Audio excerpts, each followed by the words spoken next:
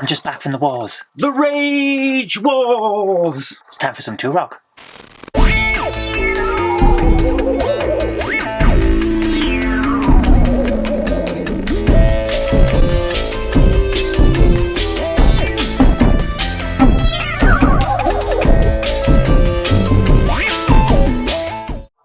Some games are set for failure from the very beginning.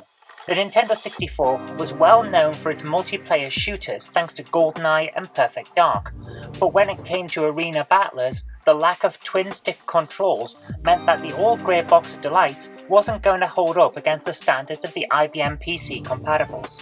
Turok Rage Wars, a game that came out smack dab between GoldenEye and Perfect Dark, demonstrates the reasons why single-stick consoles just can't handle this type of game. I wanted to like Turok Rage Wars, I really did. I love arena shooters like this. They are great for quick sessions of intense battling, and that's the kind of gameplay style that I adore. I was an early adopter of Quake 3 Arena despite the critics saying it wasn't anything compared to its previous games, and I would still be playing Quake Live to this day if they had gotten off their backsides and coded a Mac version. I used to play Unreal Championship via the original Xbox Live every weekend, and I even got onto the leaderboards. I even played Unreal Tournament on my PS2 back in the day, and that was great for some multiplayer deathmatching when we weren't all kicking each other's teeth in on Tekken 3 or Dead or Alive 2. So my pedigree when it comes to arena shooters is pretty strong, and you would think Turok Rage Wars would be the game for me, but sadly it's not. The reason why is simple. When you're playing Turok Rage Wars, you aren't just fighting your opponents, you're fighting the game itself. The controller initially sets you up to move with the yellow direction keys and aim with the thumbstick, which means that anyone who's used to the camera and aiming controls being on the right of the controller is immediately thrown off. I highly recommend you switch to the arcade controller layout in the options menu before you even start the game, because that will map basic movements to the thumbstick, which means your controls are the right way around. This has its own problems, however, since you are then left with your aiming controls being on the yellow direction keys. The N64 really needs either a second thumbstick or an ability to play using two controllers at once, one controlling the movement via its thumbstick and the other controlling your aiming via that controller's thumbstick. That would be cumbersome, and of course it would reduce the number of players that you could have in a deathmatch, but it would work better than what we have here right now. But let's stop bashing the game for its atrocious controls, because if we didn't, we'd be here all day. What's the game like once you get past all of those problems? To be fair, it's not bad. I actually had a fair amount of fun with this game. As I said, this is the type of game that is right up my street. I like the large and varied levels. They all have a bit of character to them, and they're fun to battle through.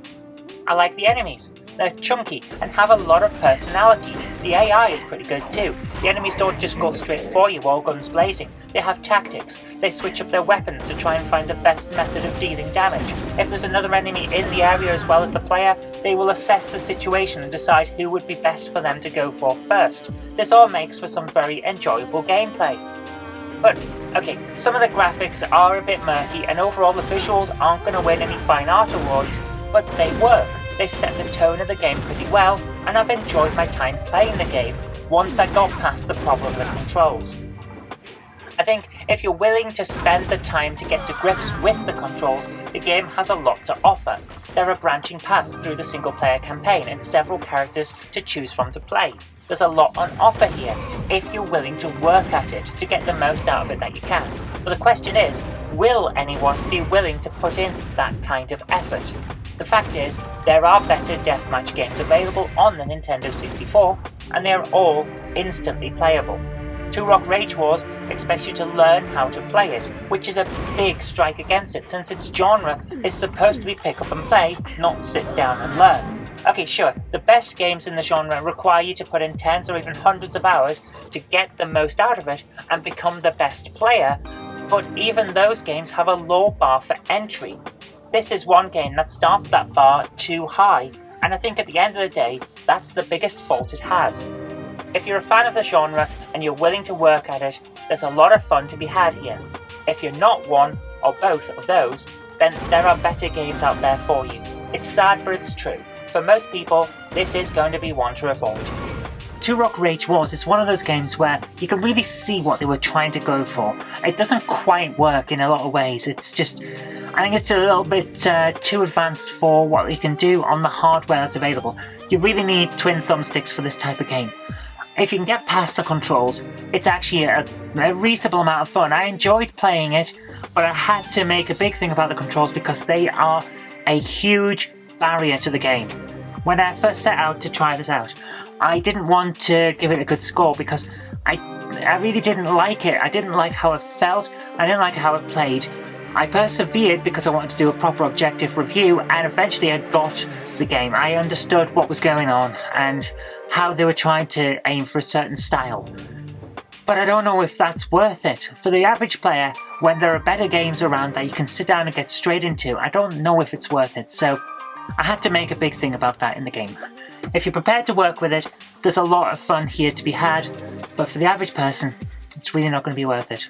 Sorry guys, that's just how it is. Anyway, thank you very much for watching. I hope you did like this, and if you did, remember to click that like button, share it with your friends so that they'll know a good game, or in this case, kind of game when they see it, and do subscribe for future videos because there will be more in the future. But until next time, I've been Kirk-Robinson, you've been watching GameHammer Dailies, and I'll see you tomorrow.